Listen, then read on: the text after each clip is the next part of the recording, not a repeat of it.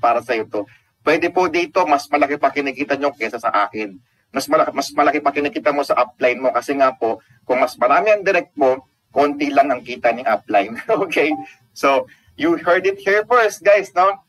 See you guys at the top. Thank you so much for your time. We are now opening our Zoom seminar for Q&A. Ayan. Magtanong, unmute nyo po sarili nyo. Taas nyo po kamay nyo. Kasi nung in-unmute ko lahat, nagkagulo. Any questions po, guys? No? Any clarifications? Any talagang excitement yan? Gusto nyo i-share yung excitement nyo? Mag-unmute na po kayo. Ma'am Irene, pwede po kayo mag-share. Ma'am Irene, hello po. Sir, concern ko lang po kasi Arab country po kami. Okay. Hindi po kasi kami makaka-open ng dashboard. Kailan po kaya ang pwede nyo ma-unlock para sa amin na Arab country? Okay po. So ito po announcement po sa lahat ng members. Just because we have this what we call as a hacking incident.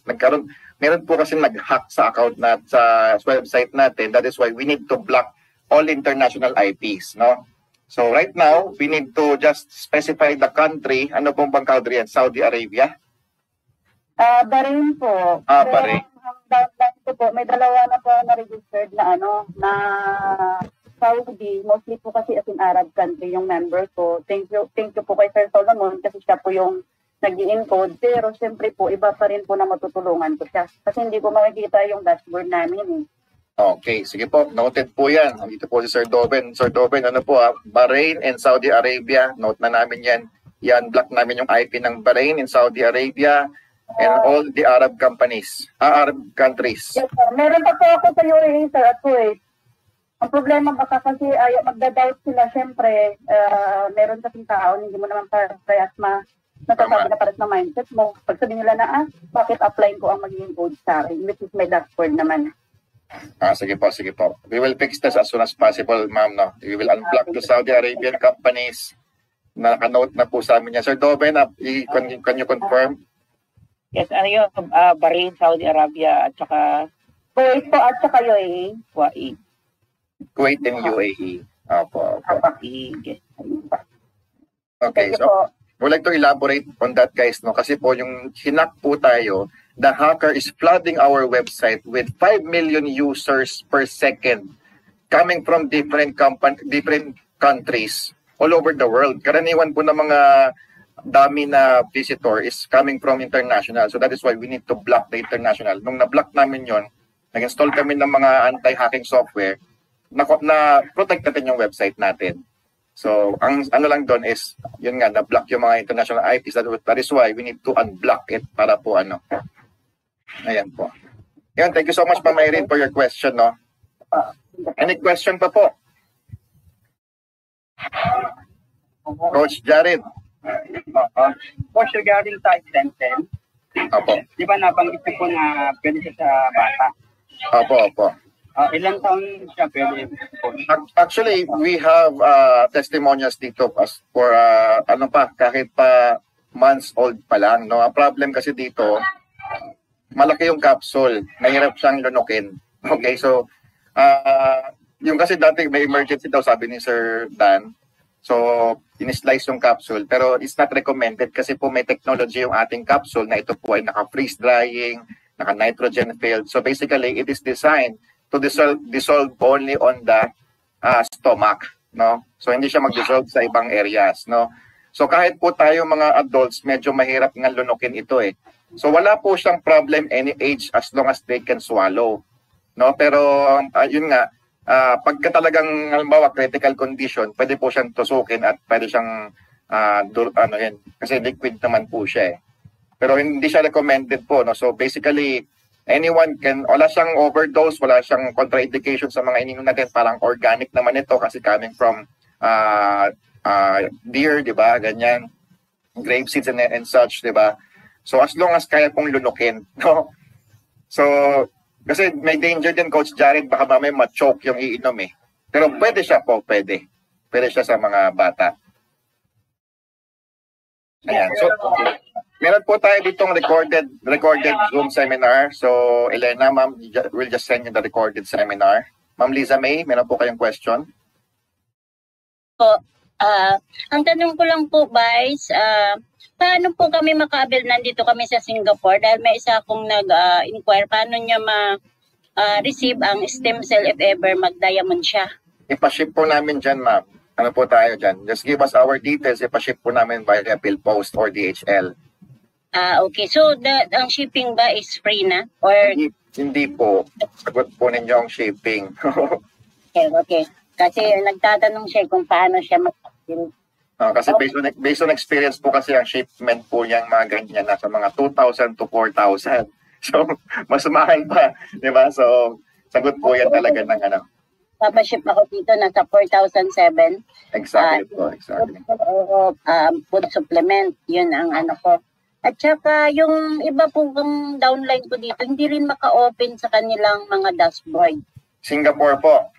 Sa Singapore po. Apo, yes po. We are in the process of unlocking Singapore po sa IP nila. Yan. Yung mga ano po, yung mga major companies. Bro, Yes. Salamat. So, Doben.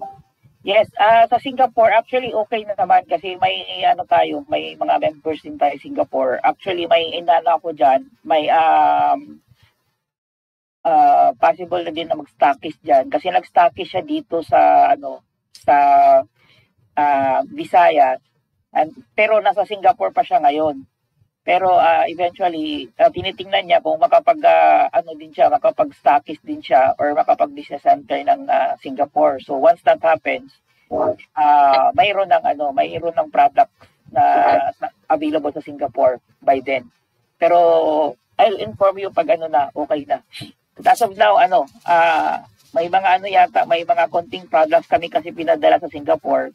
So, pero konti lang yun, siguro madali lang din maubos yun. Ano po yung contact number niya? Contact Facebook? Sige, ko po, isan ko kay Jeff, tapos isan niya na lang sa'yo. Okay po. We will be contacting you, Ma'am Liza May. Thank you so much for your question po. Sana meron tayong stocks dyan para wala ng shipment. Okay. Okay mo. Or mag-stockies ka na, ma'am. Malawak naman po yan. Or hanap ka na mag-stockies dyan. Okay. Thank you po, Ma'am Liza May. Sir Jojo, ano pong question ninyo? Hello, Sir Jeffrey. Good afternoon. Lalo na sa lahat-lahat dito. Sir, may tanong po ako tungkol po doon kanina sa hindi po pwedeng multiple accounts, one account policy po dito. No? So, let's say for example, isali ko po yung anak ko, kaya lang medyo hindi pa bali 12 pa lang, no? 11 magto-12 pa lang. So, hindi po ba hinahanapan ng ID yan yung tungkol po dito sa mga payouts natin? At pwede po ba isali yun? Basically po, pag anak po natin, hindi ko talaga pwede yan. Kumbaga, nasa household mo yan, hindi ko talaga pwede. Okay? Okay. So, yung kung sakaling, kasi siyempre 12 years old, din naman usually mag-work yan. So, very strict po tayo sa mga anak, sa asawa. So, bawal po ang anak na asawa. So, ang inaalaw lang po natin dyan, sige po. I'm sorry for that, Sir Jeffrey, kasi habol ko po sana yung pendant. So, di ba, sabi niyo po, doon po sa 1,000, pwede na po may pendant. So, sabi ko, pwede pong mag-avail ng pendant individually, sir? Ganun po? Pwede po, pero if you are diamond, you can avail it for 1,250, no? Kasi repeat order siya. Pero ang workaround po dyan, ipangalan nyo po sa hindi nyo po kamag-anak para makuha nyo yun or sa okay. Opo. Ganyan po siya. Para pag in-encode mo yun, may 400 ka pa doon, di ba? Meron ka pang commissions doon. Ayan. So, paano po yun kung halimbawa, ipangalan ko sa hindi po kamag-anak? So, i-claim ng nakapangalan. Pwede po. Usually po naman ang nagki-claim po niyan mga uplines din, mga leaders din. So, right now kasi syempre pioneering tayo. Yung iba nag-iipon po yan ng mga 10 face masks or mga pendants. Then, isang ilang po nagko-collect. Kasi siya na po magbibigay sa mga tao niya. Ayan. Kasi if we were going to ship every mask by our members, mapapamahal po sa shipment. So usually yung mga leaders po ang nagko-collect niyan. So pinapadala namin yan sa mga uplines. Okay po. So, yun lang po yung yung tanong ko. Kasi gusto ko po sanang bilan ng pendant yung anak ko. No? So, sa akin, okay na yun. Let's say for example, sumali ako dito. No? Kumuha ako ng 1,000. May pendant na ako. So, yung anak ko, gusto kong punan din ng pendant. No? So, yun lang po. Hindi po pala pwede. So, maghanap lang po tayo ng ibang paraan for that. Para po at least magkaroon po ng another pendant. Sige po, salamat po, sir. Thank you, Sir Jojo. Thank you po. So, ayan. Ma'am Sandy po, may question kayo? Yes po, yung sa quantum pendant, ano yung materials niya? Ano po siya? Yung rock niya po is galing sa volcano. Volcano. Hindi naman siya bawal ipasok sa Australia, no? Hindi naman po. Na naman po ito. Nadalan ko yung kapatid ko kasi doon. So, baka mamaya harangin din. Hindi naman. Po ito. It is considered as an accessory lang. Para lang siyang normal na kwintas na ganyan. Okay. Thank you. Sir Solomon, may question po kayo? Yung kapares yung gusto ko yung pendant, no? Apo. Ang anak ko nasa condo niya sa Mandaluyong. Pwede ba siya? Opo. Ganito na lang po, no, Sir Jojo and Sir Solomon. No? So, pwede kong i-member ang anak po as long as ida-downline mo siya under you, no? Ito po, I would like to elaborate the reason bakit we are implementing the one account policy. Is because kapag ko po yan talaga, minember nyo na lahat ng mga pamilya ninyo, wala na pong kikitain si upline sa inyo. So, kapag na-complain po kayo ng upline, you can be subject for termination. Pero ito, we can allow po yung mga anak just for the sake na makakuha po kayo ng pendants, di ba? Provided po kasi dapat talaga ang main na kumikita yung tatay, yung talagang nagne-network, no?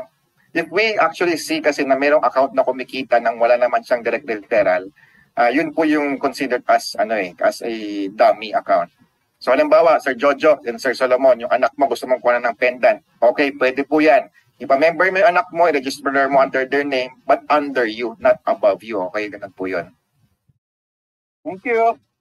Ayan po. Okay na po tayo, Sir Jojo and Sir Solomon, sa anak po para wala na kayong hanapin.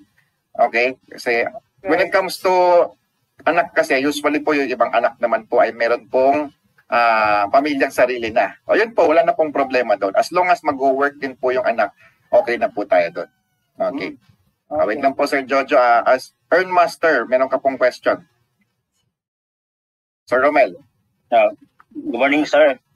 Sir, regarding po sa binanggit mo na one account policy na kasama yung IP as basis. Apo. So, paano po kaya yun? Halimbawa yung mga senaryo na sa isang boarding house, naka-Wi-Fi. Apo. Sa IP lang po ba ang lumalabas sa kanila? Hindi, okay na po yan kasi po usually different surnames naman po yan, ganyan. So wala pong problema dyan. So kasama Apo. Sir, yung sa situation ko po, yung isang cellphone ko, naka-block na yun sa website natin. Okay. Nasa ibang bansa ka, sir? Hindi po, sa Laguna.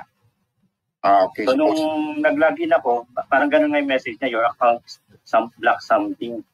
So, ano po kaya ang possible? It's either may naka-install ka dyan na VPN sa cellphone mo, baka meron kang game na nilalaro na naka-VPN siya. O pwede mong gawin dyan, gumamit ka ng ibang browser or i-incognito mo, ganyan. Okay. Or talagang there's a problem with your SIM card siguro. Kumbaga, nadidetect Gamit ko po yesterday na nakapag-login ako dun sa cellphone na to. Ganung gabi na, doon nga naka-block na ako. Buti na lang, meron ako other cellphone na doon ako nakapag-login. Kaya pwede ko i-forward sa iyo yung IP ba ang kailangan i-forward if ever na ipapa-unblock or reset? Sige po, we will try to check that. Pero basically, local IPs kasi yan, sir. Baka hindi ba yung SIM card mo international? Baka smart naman, smart. No. Ano lang yan, madali lang i-troubleshoot yan. Siguro ano lang yan, reset lang ng cellphone. Pero sige, ibigay mo yung IP mo, baka we can make an exception. Diba? Thank you, sir. Salamat, Sir Romel. Sige po, questions pa po tayo. Yan. Singapore, manggagaling bago. Sir, mayroon lang po concern. Yes po. Nangyari po kasi sa downline po, yung unang registered niya, na-activate po, pero hindi po siya maka-access. So, ang nangyari, dahil hindi niya ma-open, dahil nag-i-invite na siya, hindi siya makapagbigay ng link, nagpanibago siya ng sign up. Naging okay po. Pero yung una, hindi pa rin po ma-open. Paano po yun ma-disable yung una? Kasi pumasok na po siya sa system eh. Opo. Sige po, kung nag-sign up na po siya ng panibago, okay na po yun. Paano po yung una niya? Pumasok din po siya sa system, pumasok sa commission namin, eh, hindi naman po yun, pangalawang account po niya yun. Parang isang tao lang po yun. Opo. Basically, kung hindi niya man na-i-open yung una, okay na po yun. Okay, Chef. Opo, okay. Salamat. Yes po, thank you. So, thank you so much for for acting on that kasi siguro talagang hindi na siya makaantay na nag-register na lang ng bago. So, no problem po dun sa nauna niya. Okay na yun. No, Coach. Yes, Coach Jared. Coach, isa pa, regarding to sa, di ba nabanggit niyo po yung merchant? Sabi niyo po na pili kami maghanap ng merchant. Yes. So, ano po yung simpleng parang way namin kung paano namin sila. Ang first stage po dyan, ang merchants po, kailangan lang po sila po mismo ang may-ari ng company or product na ipapasok nila or representative sila ng isang company. No? So, ang merchant agreement po natin dito, pipirma po sila ng merchant agreement. No? So, kontrata po yon na kailangan po yung merchant magbibigay ng shares sa CEO ng RT International, 5 to 10% na shares, depende kung gaano sila ka-generous, di ba? Para po may benefit po ang CEO natin sa merchant partnership na yon. So ang initial po dyan, ipakilala mo sa akin, I will assess yung kanyang offer, yung kanyang partnership arrangement, kumbaga parang merong letter of intent din dyan. And then kapag ka-approve yan sa amin, we will discuss it with the CEO. Ayun. Okay na sir, Coach Jared. Gawan mo lang ako ng GC with your proposed merchant. So, ano yung magiging benefit po bilang isang... Of course, diba, all the members of RT International will have the chance to buy from their products, no? Ngayon, if they are actually open for partnership, we can also include their logo, their product in our presentation. Yun. Diba? So, win-win yun. Win-win yun between the merchant partner and sa RT International din. Diba? Okay, Coach. Thank you so much. Sir Jojo, may question pa po kayo? Hello, sir. Yes po. Yung clarification lang po dito. Sa legalities po. Opo. Tanong ko lang po yung anong name ng company na naka-registered sa FEC. Kasi tanong po kasi sa akin na sinig niya sa hindi pa rin niya makita. Sabi ko baka hindi yung eksaktong name niya kaya hindi natin makita. Kaya gusto ko po sana i-play kung anong name ng company sa ENT. Sige, tatanong po sa yun lang po. Saka po sa FDA ba yun? Alright, ito po yung ating ito yung ating legalities. So we can actually give them the clear copy of this, no. Naka-register po tayo sa SEC as RNT Lifestyle Trends International Incorporated. So ito po yung ating ang company name na naka-register po sa SEC is RNT Lifestyle Trends International Incorporated, doing business under the name of Rota and Concrete World. Yan. So dito naman sa ating FDA is RNT Lifestyle Trends International. Yan. Ang ating office po ay located ang ating main office ay located po sa Cebu. Yan po, no? Located po tayo sa E-Park Building, 3rd floor, Minyosa Street, Sitio Tigbao, Talamban, Cebu City, Cebu. Yan po ang address ng ating main office sa Cebu. Ayan po. pinapadala po, ako po ang business center ng NCR. So sa NCR po, sa akin pinapadala po yan via cargo. So sa akin makukuha lahat ng products na nandito po sa NCR, no? Ayan, so it will be distributed sa mga respective uplines ninyo. Any questions pa po? Ma'am M. Sakura. Good evening po. Oh, good morning po. Good morning po, ma'am. Ask ko lang po, Coach, na hanggang kailan po yung promo ng stock na 50? Ano po yan? As long as available yung area mo, available po yan hanggang December. Okay po. Kasi may nagtatanong po. Oo. Si Coach. Sige po. Sabihin mo sa nagtatanong, ma'am, available lang siya hanggang September. Okay? Oo. Sabihin mo hanggang September lang. Okay? Alam mo na kung bakit. Para ma-push na natin siya. Yes. I agree. Thank you, Ma'am Ems. Alright, guys. Any more questions pa po before we end our, it's actually lunchtime na. Thank you so much sa lahat po na nandito. No? Maraming salamat po for your time. Thank you for being part of the first public Zoom seminar ng RT International. You are part of the history. And Sir Owen, can you close the presentation? Closing po tayo. Okay.